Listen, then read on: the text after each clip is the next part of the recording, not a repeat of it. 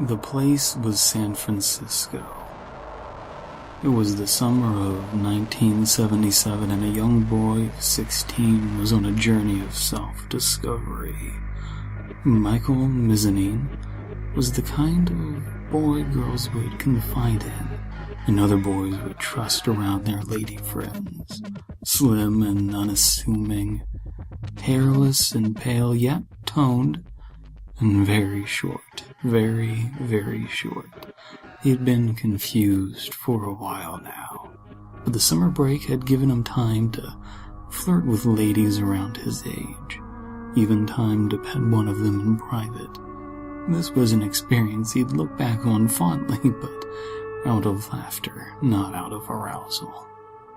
Embarrassed and with the startling revelation that he was gay, or at least not interested in girls, he looked for ways to hook up with fellows that liked fellows. He heard word of a place called Castro Street and thought to take a walk there in hopes of finding some sort of friend or connection. Well, upon ending up at his destination, he realized that no one would spot him out of the crowd as a gay man, as almost everyone there was gay. It was so commonplace, and the homosexual tension was so high that everyone's orientation went without saying. As it happened, a transplanted Texan was the first to take notice of our little protagonist. This tall and somewhat heavy-set man wore a wide-brimmed cowboy hat, draped a white towel around his neck, and was posted up in a brick alleyway. He had a Texas-sized grin and made a Houston catcall at our little Michael, drawing his attention and making him blush with reassurance and affirmation that he was home and in good hands. The Texan introduced himself as Big John. Big John told, not asked, Michael to come here. Michael trundled into the dark brick alleyway in a manner befitting a sheep being barked at by a well-trained German shepherd past his prime. Big John, cloaked by the alley's shallow shadows and with little regard for judgment of passers-by, slipped a hand down the back of Michael's tight jeans and began feeling around. He asked, "What brings a little thing like you to a big Texan like me?" Michael didn't like the lack of consent, but did like the feel of the fingers with no manners and the smell of Old Spice.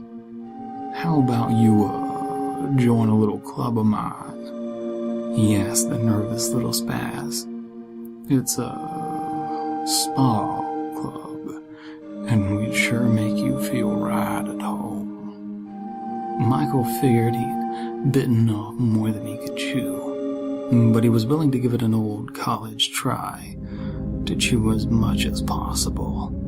In the end, Michael realized he needed to do some thinking and politely excused himself from Mr. Big John. When Michael got home that night, he was kicking himself for cowering at Big John. He relieved his frustrations to a playgirl he had picked up from a similarly effeminate Castro Street resident and passed out into restless dreams. He woke up with a finger in his behind. His finger. That was it. He was going to return to Castro Street and join that club. He washed up, ate a cereal, pumping himself up in his head, getting the confidence he needed for an adventurous day. But the news showed pictures of one John Layfield being arrested for running a male slave prostitution ring. He had been hooking young gay men on heroin and pimping them out to the highest bidders, whoever they may be. Michael would eventually come to terms with his sexuality, even tell his parents, who'd immediately accept him for who he was. This wouldn't happen until 1990, leaving Michael in the closet during the revolution that blossomed on Castro Street.